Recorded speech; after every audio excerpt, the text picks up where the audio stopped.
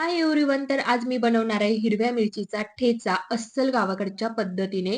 तर आरूच्या स्कूलमध्ये चालले आहे स्पोर्ट्स आणि त्याला फुटबॉल, थ्रोबॉल वगैरे खूप छान पद्धतीने खेळता येतं. पण लंगडी अजिबात जमत नव्हती. स्कूलमध्ये त्याला लंगडीमध्येच पार्टिसिपेट करायला लावलं टीचरने आणि त्याच्या आजी-बाबा आल्यापासून त्याच्या आजीने त्याच्याकडनं खूप लंगडीची प्रॅक्टिसही करून घेतलेली आहे. बाबांनी सुद्धा खूप हेल्प केली, पण आजीने जास्त. तर त्याला आता खूप छान पद्धतीने लंगडीही जमायला लागलेली आहे. आजी-बाबा आले, की आरूचे आणि गोलूचे खूप लाड होतात. आपण करतोच, पण आजी-बाबाचे जे काही लाड असतात, प्रेम असतं ते वेगळंच असतं. त्यांचं नातंच वेगळं.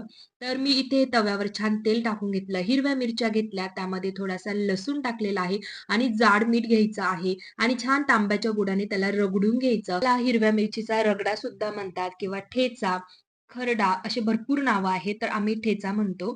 तर आज मी छान पिठलं केलं होतं, मेथीची भाजी, भाकरी, चपाती सुद्धा केलेली आहे आणि छान हिरव्या मिरचीचा ठेचा बनवलेला आहे.